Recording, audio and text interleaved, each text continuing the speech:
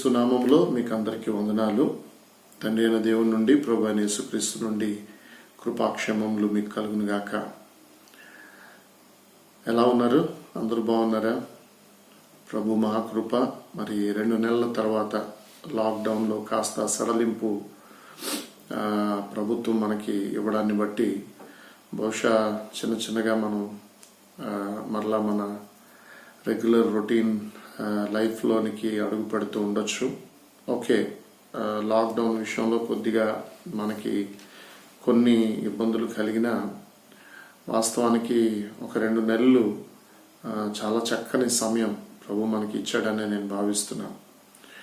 వాక్యాన్ని చదవడానికి, అధ్యయనం చేయడానికి, అలాగే అవసరమైనంత వరకు ఇతరులకు బోధించడానికి కూడా రకరకాల అవకాశాలు ఎవరికి ఏ విధంగా అయితే ఆ విధంగా దేవుడు అనుగ్రహించాడు. మంచిది. గత వీడియోలో మరి నేను సంఘం అంటే ఏంటి అనే దానికి ఉపోద్ఘాతంగా ఇంట్రడక్టరీ మెసేజ్ నేను ఇవ్వడం జరిగింది. ఈరోజు సంఘం అంటే ఏంటో మరి కొన్ని విషయాలు, కొన్ని ప్రాముఖ్యమైన విషయాలు మనం చూద్దాం. వాస్తవానికి సంఘం అని ఇంగ్లీష్ భాషలో చర్చ్ అనే పదం వినగానే మన మనసుకి వచ్చే ఆలోచనలు ఏంటో తెలుసా? సర్వసాధారణంగా చర్చ్ అనగానే మన మైండ్కి ఏమొస్తుంది నేను చెప్పనా? ఫస్ట్ అండ్ ఫార్మోస్ట్ థింగ్ ఏమొస్తుంది అంటే బిల్డింగ్ వస్తుంది. Church building, a place where we gather to worship. ఇది మన మైండ్కి వస్తుంది. లేకపోతే ప్రార్థనా స్థలం, ఆరాధనా స్థలం, మీరేమన్నానండి, మొత్తానికి ఒక స్థలము లేదా ఒక కట్టడమే మైండ్లోకి వస్తుంది చర్చ్ అనగానే కదా. కాదంటారా? ఖచ్చితంగా అవును. ఎందుకంటే నేను కూడా ఒకప్పుడు అలాంటి అవగాహన కలిగి ఉండేవాడిని. చర్చ్ అంటే నా దృష్టిలో బిల్డింగే. అలాగే ఇంకా దానికి రిలేటెడ్గా ఇంకేం గుర్తొస్తాయి అని ఆలోచన చేస్తే పాస్టర్లు, లేకపోతే ఆర్డర్ ఆఫ్ వర్షిప్, ఆరాధనా క్రమం, లేకపోతే మనం చేసే ప్రభురాత్రి భోజన సంస్కార ఆచారం, లేకపోతే వాక్యం అంటే ఎవరో ఒకరు ప్రసంగించబడే వాక్యం. ఓకే, మొత్తానికి ఇలాంటివన్నీ మనకి మైండ్కి వస్తాయి. సంఘం అనగానే మన బుర్రలోకి ఫస్ట్ వచ్చే తలంపులు ఇవే. దీన్ని కాదనడానికి లేదు. ఎందుకంటే అది ఇప్పుడు నుంచి కాదు, మన తాతల ముత్తాతల కాలం నుంచి ఆ అండర్స్టాండింగ్లో ఫిక్స్ అయిపోయాం. ఓకే, ఈవెన్ మనం చదివే డిక్షనరీలు కూడా మనం రిఫర్ చేసే డిక్షనరీలో కూడా అంటే సో కాల్డ్ మనం అందరికీ బాగా అంటే పల్లెటూరు వాళ్ళకు కూడా, చదువు సంధ్యలు లేని వాళ్ళకి కూడా డిక్షనరీ అనగానే ఆక్స్ఫర్డ్ డిక్షనరీ గుర్తుకొస్తుంది కదా. సో కాంపాక్ట్ ఆక్స్ఫర్డ్ డిక్షనరీలో కూడా డెఫినేషన్ ఏమైనా ఉందో తెలుసా అండి? చర్చ్ అంటే క్రైస్తవులు బహిరంగంగా ఆరాధించడానికి ఉపయోగించే కట్టడము అని ఆక్స్ఫర్డ్ డిక్షనరీ నిర్వచించింది.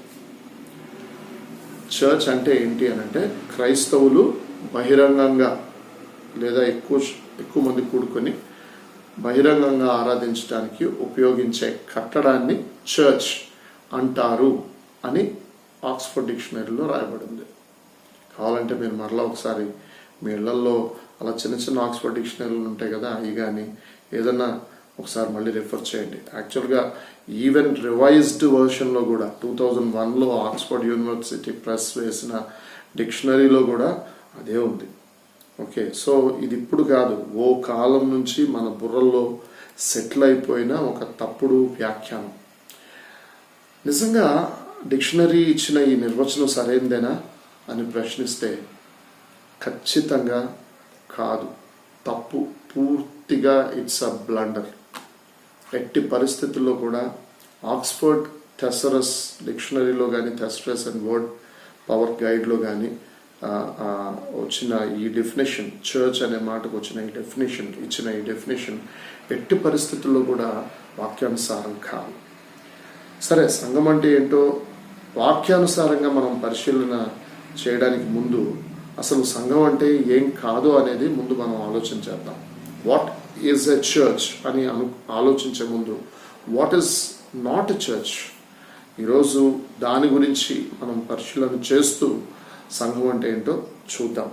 మొట్టమొదటిది, సంఘం అనేది ఒక కట్టడం ఎట్టి పరిస్థితుల్లో కాదు. ఎందుకంటే మనం బైబిల్ గ్రంథంలో కొత్త నిబంధనలు ఎస్పెషల్లీ చూస్తే ఎక్కడ కూడా కొత్త నిబంధన క్రైస్తవ సంఘం ఒక్క కట్టడం కూడా కట్టుకున్నట్టు కానీ నిర్మించుకున్నట్టు కానీ బైబిల్ గ్రంథంలో మీరు రెఫరెన్స్ చూపించలేరు. Not even a single reference, single instance where the new testament, apostles or the early church, ఆదిమ అపోస్తలు కానీ ఆదిమ క్రైస్తవ సంఘం కానీ వాళ్ళు ఆరాధించడానికి లేదా వాళ్ళు సహవాసం చేయడానికి లేదా వాళ్ళు రొట్టె వెరపడానికి లేదా వాళ్ళు ఎడతెగక ప్రార్థన చేయడానికి ఎక్కడ కూడా ఒక బిల్డింగ్ కట్టుకున్న ఒక్క సందర్భం కానీ ఒక్క వచనాన్ని కానీ మీరెవ్వరూ చూపించలేరు. It's an open challenge. మనకి ఈరోజు బిల్డింగ్ కాన్సెప్ట్కి లేదా మందిర నిర్మాణాలు అని ఏ పిచ్చిగా జనాలు ఏదైతే చేస్తున్నారో దానికి అందరూ ఇచ్చే ఒకే ఒక బేస్ ఏంటి అని అంటే, పాత నిబంధనలో సొలొమోను నిర్మించిన దేవాలయం, అంటే యెరూషలేములో యూదుల కొరకు నిర్మించబడిన దేవాలయం, లేదా యూదులు ప్లస్ అన్యజనులు కూడా వెళ్ళేవారు, ఆరాధించేవారు, అది సెకండరీ. దాని కొరకు నిర్మించిన దేవాలయం తప్పితే, పాత నిబంధన ఇన్సిడెంట్ తప్పితే కొత్త నిబంధనలో ఒక్కటంటే ఒక్క ఇన్సిడెంట్స్ కూడా మీరు బైబిల్లో నుంచి వాక్యాధారంగా ఒక్క బిల్డింగ్ కట్టినట్టు కూడా మీరు రెఫరెన్స్ చూపించలేరు. అర్థమవుతుందండి? ఓకే, ఇప్పుడు మరి ఆదిమ క్రైస్తవ సంఘం ఎక్కడ కూడుకునేది అని మనకు ప్రశ్న వస్తే, ఆదిమ క్రైస్తవ సంఘం నిజానికి గృహాలలోనే కూడుకునేవారు, ఇళ్లల్లోనే కూడుకునేవారు. అంతేగాని ఎక్కడ వాళ్ళు కూడుకోవడానికి మాస్ గ్యాదరింగ్స్ చేయడం కోసం ఎక్కడ కూడా ఒక సపరేట్ బిల్డింగ్ అనేది కట్టుకున్నట్టు మన బైబిల్లో లేదు. ఇళ్లల్లోనే కూడుకున్నారా అనడానికి నేను చాలా రెఫరెన్సెస్ చూపిస్తాను. మొట్టమొదటిగా ఆదిమ క్రైస్తవ సంఘం అపోస్తుల కార్యాలు 2వ అధ్యాయం 41వ వచనంలో ఒకే రోజు, అంటే మొట్టమొదట ఆ పెంతెకొస్తు దినం రోజు, పెంతెకొస్తు పండుగ రోజు పరిశుద్ధాత్మ వారి మీదకి వచ్చిన తర్వాత పేతురు గారు లేచి ప్రసంగించిన తర్వాత ఆ రోజు వాక్యం విని ఇంచుమించు 3000 మంది బాప్తిస్మం పొందితే, అలా ప్రారంభించబడిన ఆదిమ క్రైస్తవ సంఘం 42వ వచనంలో 42వ వచనం నుంచి అలాగా కిందకి మనం చదివితే 46వ వచనం వరకు, వారు ఏకమనస్కులై ప్రతిదినము దేవాలయంలో తప్పక కూడుకొనుచు ఇంటింటా రొట్టె విరుచుచు దేవుణ్ణి స్తుతించుచు ప్రజలందరి వలన దయ పొందిన వారై. ఇక్కడ ప్రతిదినము దేవాలయంలో తప్పక కూడుకొనుచు అని అంటే ఒకటి మనకి లాజిక్ ఇక్కడ అర్థం కావాలి. వాస్తవానికి యేసుక్రీస్తునందు విశ్వాసం ఉంచిన వారు దేవాలయంలో కూడుకోవాల్సిన పని ఏమైనా ఉందా? వాళ్ళు ఏ దేవాలయంలో కూడుకునేవారు? ఇది యెరూషలేం కాబట్టి ఖచ్చితంగా యెరూషలేం దేవాలయంలో. సరే, యెరూషలేం దేవాలయంలో ఎందుకు కూడుకోవాల్సి వచ్చింది అని అంటే, వాస్తవానికి దేవుణ్ణి ఆరాధించడానికి ఆడ కూడుకునేవారు కాదు. దేవాలయంలో వీళ్ళు ఎందుకు కూడుకునేవారు అని అంటే, ధర్మశాస్త్రాన్ని లేదా ప్రవక్తల గ్రంథాలని అక్కడ చదవడం జరిగేది. వాళ్ళు they use to recite the scriptures from the old testament కాబట్టి అందుకు వాళ్ళు అక్కడ కూడుకునేవారు.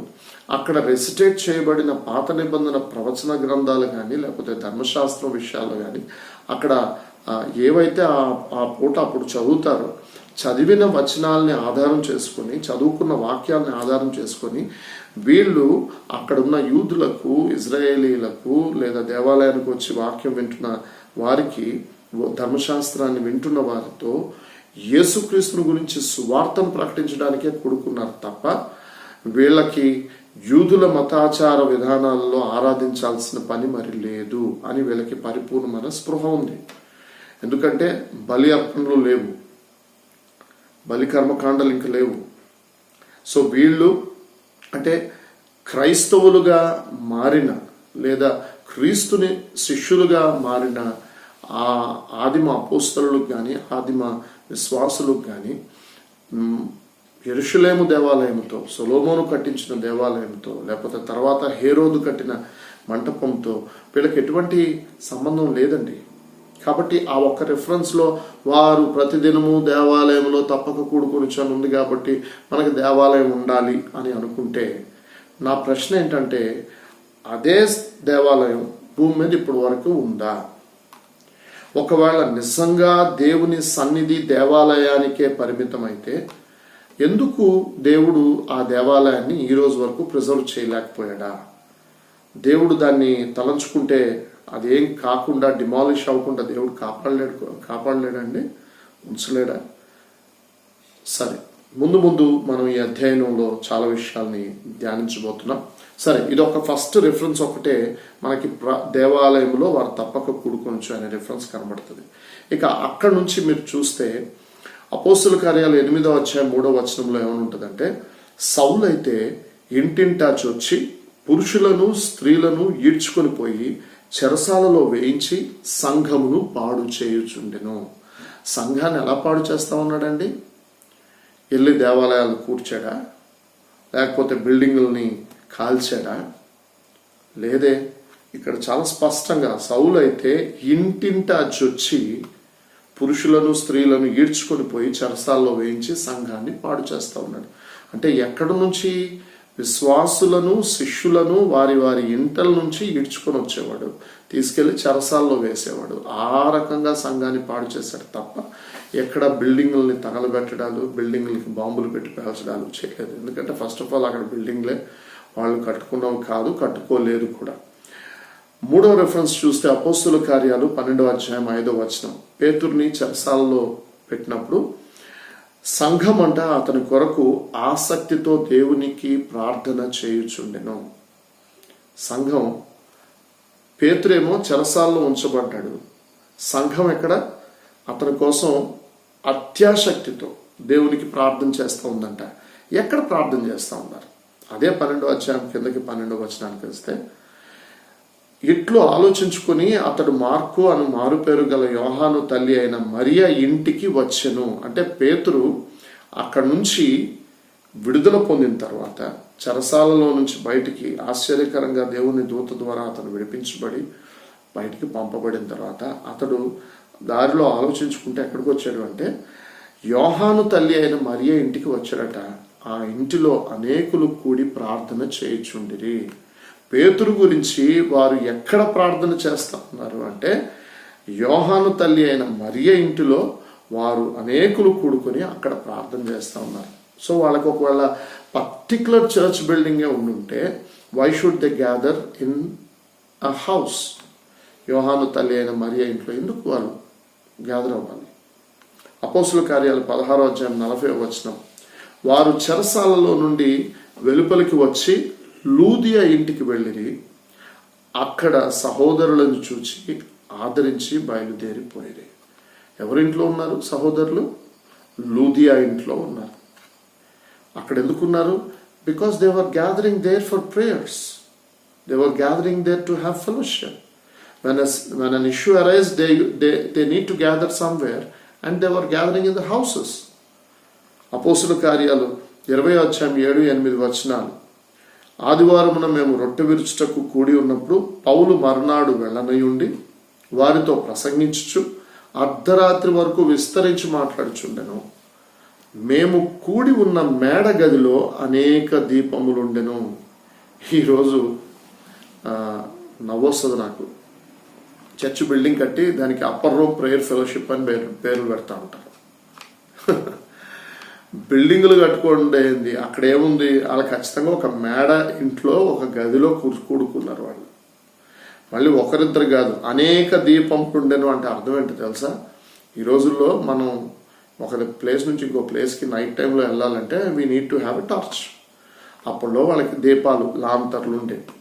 వాళ్ళు ఒక దగ్గర నుంచి ఇంకో దగ్గరికి వెళ్ళాలంటే దీపాలు, ఎవడ దీపం వాడు పట్టుకొని వాళ్ళు వెళ్ళాలి.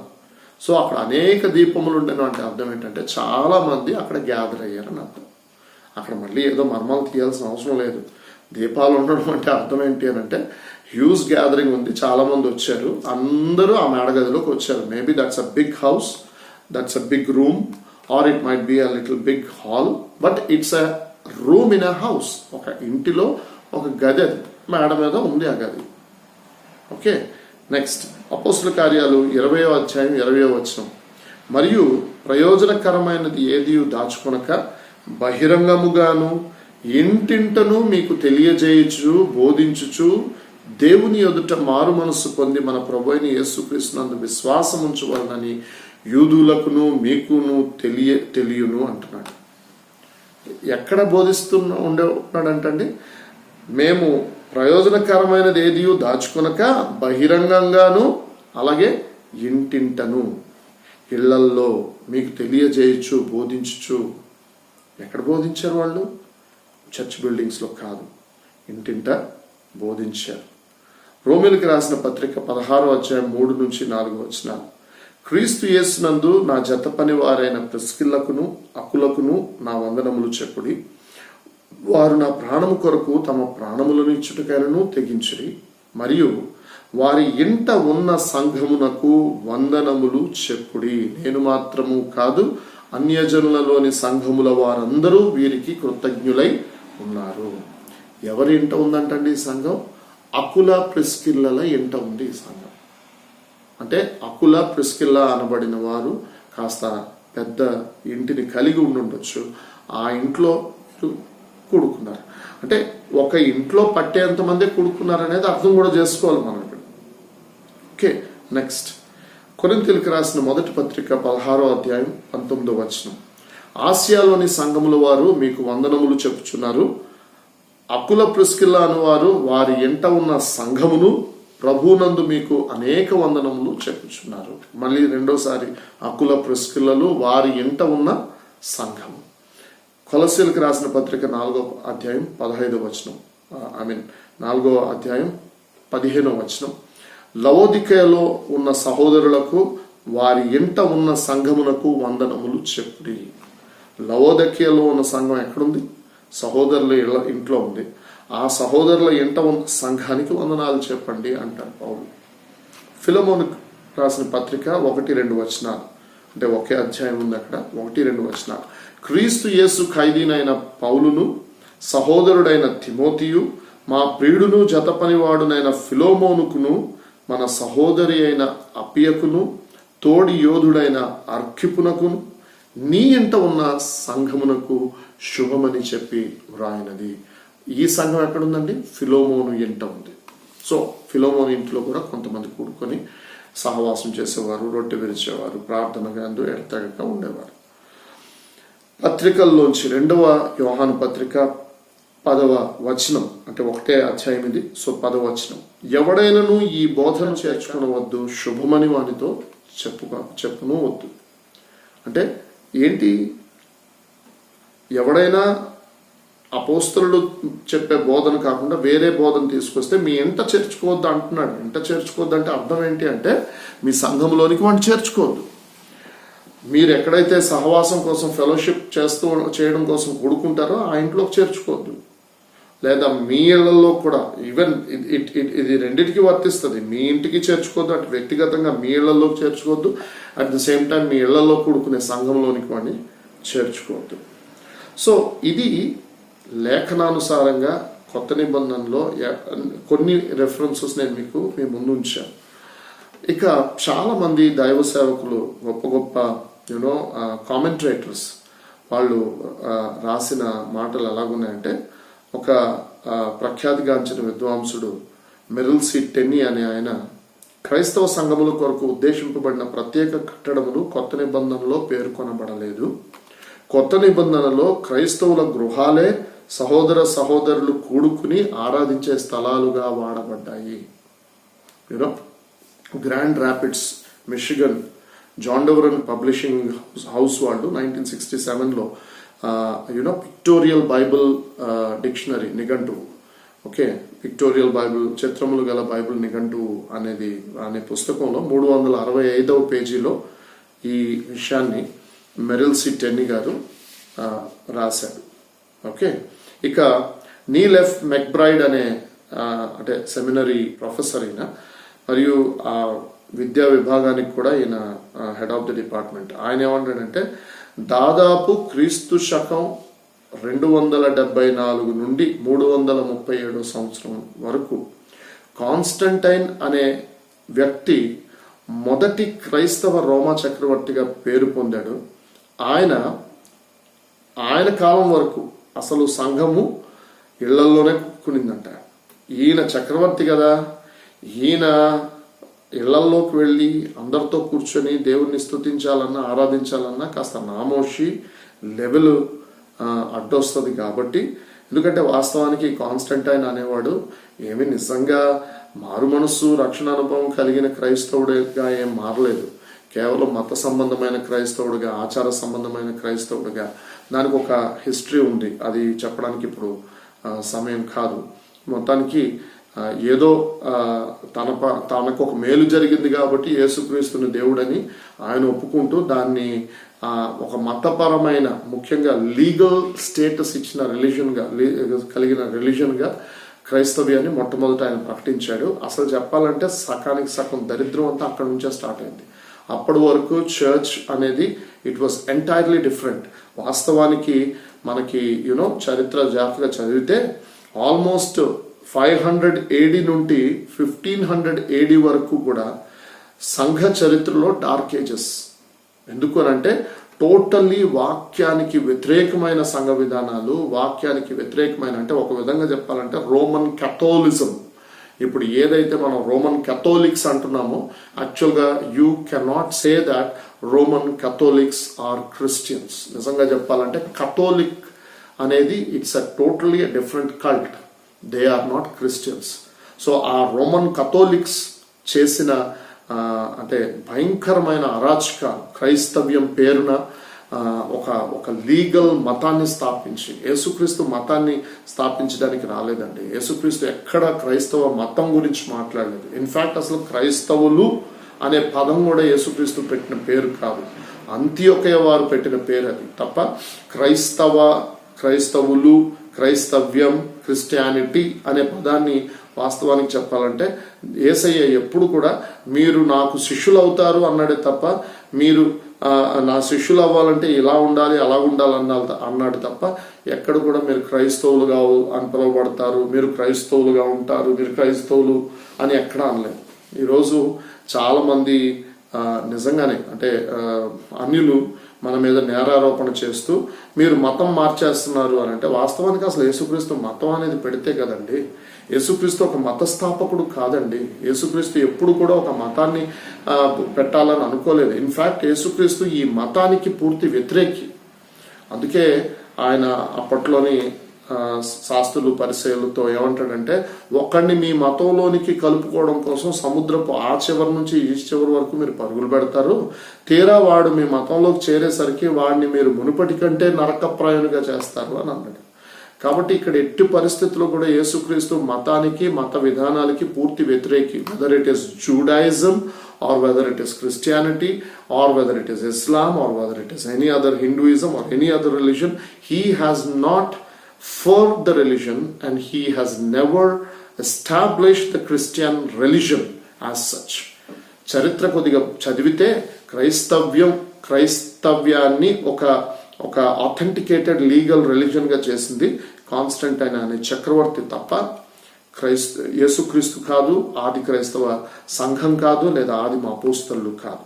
కాబట్టి ఈయన చాలా ఖచ్చితంగా అంటాడు. ఏమంటాడంటే ఆయన కాలం వరకు అత్యధికంగా వ్యాపించుచున్న గృహ సంఘాలే క్రైస్తవ సంఘాలుగా భావించబడ్డాయి. కానీ ఎప్పుడైతే ఈ కాన్స్టంటైన్ చక్రవర్తి క్రైస్తవ్యాన్ని లీగల్ చట్టబద్ధీకరణ చేశాడో అక్కడి నుంచి ఏమైపోయింది అని అంటే గృహ సంఘాల స్థానంలో దేవాలయాలు అంటే బాసిలికా, క్యాథడ్రల్, ఆ పదాలు ఉన్నాయి చూసారా, చాపల్స్. వాస్తవానికి ఇవి బైబిల్ సంబంధించిన పదాలు కాదు, బైబిల్లో ఇలాంటి పదాలు లేవు. ఓకే, ఇవన్నీ కేవలం రోమన్ కథోలిక్ కల్ట్ మన నిత్యం రుద్దింది తప్ప వాస్తవానికి దే ఆర్ నాట్ బిబ్లికల్. కాబట్టి ఇవి రావడం మొదలయ్యాయి.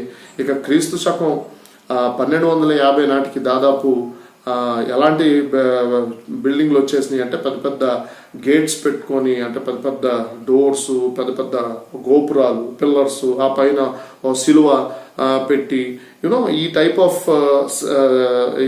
ఏంటంటారు బిల్డింగ్ కాన్సెప్ట్ అనేది శిఖరాగ్రానికి వెళ్ళిపోయింది. కాబట్టి ఆ ఫలితంగా సంఘం ఒక కట్టడమే కానీ అసలు ప్రజల సమూహం కాదు అనే దురభిప్రాయం క్రైస్తవ సమాజంలో ఘోరంగా స్ప్రెడ్ అయిపోయింది. కాబట్టి ఇదంతా నీల్ ఎఫ్ మెక్బ్రైడ్ గారు how to lead small groups అని ఆయన రాసిన ఒక పుస్తకంలో ఆయన 19వ పేజీలో ఆయన ఈ విషయాన్ని ఆయన రాశాడు. కాబట్టి ఫైనల్గా నేనేం చెప్పదలుచుకున్నానంటే, ఇప్పుడు పైన చేసిన మనం చూసిన ఇష్యూస్కి ఆధారంగా కట్టడాల్లో కూడుకోవటం తప్ప అని మీరు నన్ను అడిగితే ఖచ్చితంగా తప్పు కాదు.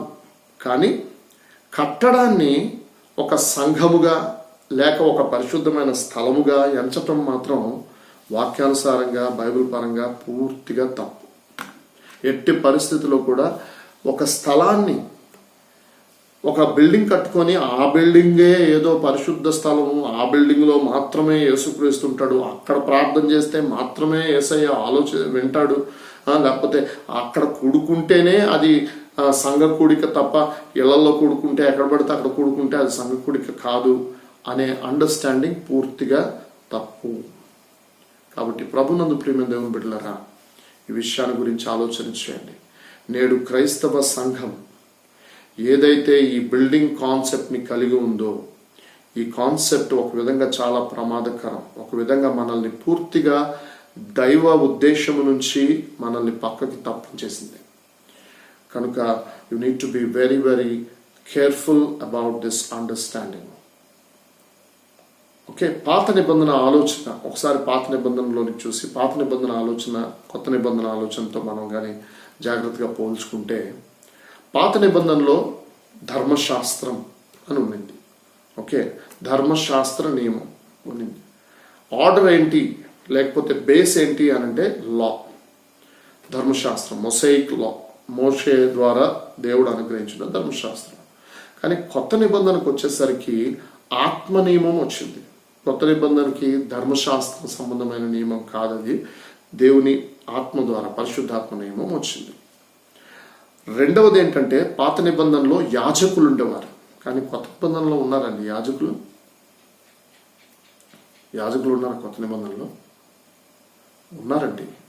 కాకపోతే ఒకటేంటి తెలుసా, ప్రత్యేకమైన యాజకత్వం లేదు కొత్త నిబంధనలో. కొత్త నిబంధనలో విశ్వాసులు అందరూ యాజకులే. ఓకే, మూడవది, పాత నిబంధనలో ఆలయం ఉంది, కానీ కొత్త నిబంధనలో ఆలయం ఉందా? ఉంది. కొత్త నిబంధనలో ఆలయం ఏంటో తెలుసా? రాతి మీద రాయి పెట్టి కట్టిన దేవాలయాలు కాదు, ప్రజలే, మనమే దేవుని ఆలయం. మీకు వీటన్నిటికీ నేను రెఫరెన్సెస్ చూపిస్తాను. నాలుగవది, పాత నిబంధనలో బలులు అర్పణలు ఉన్నాయి. కొత్త నిబంధనలో బలులు అర్పణలని మనవాళ్ళు వేరే రకంగా వ్యాఖ్యానిస్తారు, కానీ వాక్యానుసారం ఏంటో తెలుసా? కొత్త నిబంధనలో బలి అర్పణ ఒకటే ఒకటి, అది ఎవరు అంటే క్రీస్తు. ఒకే ఒక బలి అర్పణగా తను తాను బలి అర్పించుకున్నాడు. ఇక బలి అర్పణలు అసలు కొత్త నిబంధనలో లేవు. కొంతమంది ప్రార్థన, స్తోత్రాలు, స్తుతులు లేదా కానుకలు వేయడం అంటారు. క్షమించండి, వాక్యం ఎక్కడ ఆ పాత నిబంధన బలి అర్పణకి కొత్త నిబంధన బలి అర్పణకి అలాంటి లింక్ ఎక్కడా ఇవ్వలేదు, అలాంటి రెఫరెన్సెస్ లేవు. సరే, ఎలాగ నేను చెప్తున్నాను అనంటే, మనం ఇందాక చూసిన వాటిని అన్నింటినీ జాగ్రత్తగా పరిశీలన చేస్తే, కొరింథీయులకు రాసిన మొదటి పత్రిక 3వ అధ్యాయం 16వ వచనంలో దేవుని ఆలయం అని ఎవరిని అంటున్నాడు? మీరు దేవుని ఆలయం అనియు మీలో దేవుని ఆత్మ నివసిస్తున్నాడని మీరు ఎరుగురా. దేవుడు ఎక్కడ నివసిస్తున్నాడండి? మనలో నివసిస్తున్నాడండి. మనమే దేవుని ఆత్మకు ఆలయాలండి. దేవుని ఆత్మ ఎక్కడో బిల్డింగుల్లో, ఎక్కడో మనం గోపురాలు పెట్టి కట్టిన బిల్డింగుల్లో ఆయన నివసించడం. రెండోది, అసలు కొత్త నిబంధన ప్రకారంగా యాజకులు ఎవరు అని అంటే పేతురు రాసిన మొదటి పత్రిక 2:9 ఏమంటాడు? అయితే మీరు ఆశ్చర్యకరమైన వెలుగులోనికి, అంధకారంలో నుంచి ఆశ్చర్యకరమైన వెలుగులోనికి మిమ్మును పిలిచిన వాని గుణాతిశయములను ప్రచురము చేయుట కొరకు ఏర్పరచబడిన వంశము, రాజులైన యాజక సమూహము, దేవుని సొత్తైన ప్రజలై ఉన్నారు. ఎవరు ఆ మీరు అంటే అన్య జనాంగముతో సహా. ఇజ్రాయేలీలు పాత నిబంధన యాజకత్వం అయితే కేవలం ఇజ్రాయేలీల్లో ఒక గోత్రం, లేవి గోత్రం. లేవి గోత్రంలో మరలా అహరోను వంశస్థులు మాత్రమే యాజకులు. ఓకే, కానీ కొత్త నిబంధనకు వచ్చేసరికి అందరికీ యాజకత్వం. అసలు యేసు క్రీస్తునందు విశ్వాసం ఉంచిన ప్రతివాడు యాజకుడే. నమ్మి బాప్తిస్మం పొంది రక్షింపబడిన ప్రతివాడు యాజకుడే. కాబట్టి ఎట్టి పరిస్థితుల్లో కూడా కొత్త నిబంధనలో మరలా పాస్టర్లు యాజకులు రాంగ్. తప్పుడు అభిప్రాయం, తప్పుడు బోధ చేసి మిమ్మల్ని అలా మోసం చేశారు. ఫర్ యువర్ కైండ్ ఇన్ఫర్మేషన్, నేను కూడా పాస్టర్నే. నిన్న మొన్న పాస్టర్ అయినోని కాదు. 1997లో రక్షించబడ్డాను. 98లో సేవకు వచ్చాను. 2001 నుంచి కంప్లీట్గా ఫుల్ టైం మినిస్ట్రీకి సరెండర్ చేసుకొని సేవకుడుగా, బోధకుడుగా, సువార్థికుడిగా, పైనీర్ మిషనరీగా అన్ని పనిచేస్తూ ఈ రోజు వరకు నేను సంఘాన్ని నడిపిస్తున్నాను. కానీ నేను నా పరిపూర్ణమైన స్పృహతో మీకు చెప్తున్నాను, I am not the only priest. లేకపోతే నేను ఒక్కడే యాజకుడిని కాదు, మీరందరూ యాజకులే. ప్రతి విశ్వాసి యాజకుడే. కాబట్టి న్యూ టెస్టిమెంట్ అండర్స్టాండింగ్ ఏంటి అని అంటే, పాత నిబంధనలో ఒక తెగ, అందులో ఒక కుటుంబమే యాజకత్వం. కానీ కొత్త నిబంధనకు వచ్చేసరికి యేసుక్రీస్తు కూడా యూదుడై ఉండి, ఆయన వాస్తవానికి లేవీయుడు కాదు, యూదుడు. కానీ ఆయనకి యాజకత్వం ఎలాగ ఇవ్వబడింది? మెల్కీసెదెకు క్రమం చొప్పున. సో మెల్కీసెదెకు క్రమం చొప్పున ఆత్మ యొక్క నియమం ద్వారా మనం కూడా యాజకులంగా మార్చబడ్డాము. కాబట్టి ఈ అండర్స్టాండింగ్ మనందరికీ ఉండాలని కోరుతున్నాను. రోమీయులకు రాసిన పత్రిక 12:1 ప్రకారంగా ఏమన్నాడు? మరియు మన దేహములను ఏం చేయాలంట? మనం సజీవ యాగముగా దేవునికి సమర్పించాలి. అసలు బలియాగం, ఆయన మన కోసం బలియాగం అయ్యాడండి. ఇక మనం బలి అవ్వాల్సిన అవసరం లేదు. అయితే మనం సజీవంగా ఆయన కోసం యాగం అవ్వాలి. అంటే బ్రతికుంటుండగానే మనం దేవుని కోసం యాగంగా జీవించాలి.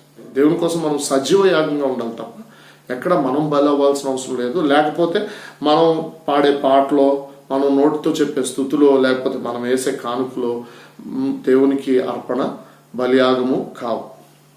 నెక్స్ట్, యోహాను సువార్త 6:63 ప్రకారంగా లేఖనాలు మనల్ని ఏం చెప్తున్నాయంటే, ఆత్మ వలన మనం జీవిస్తున్నాము అని చెప్తున్నాయి. ధర్మశాస్త్రం ఏం చేస్తుంది?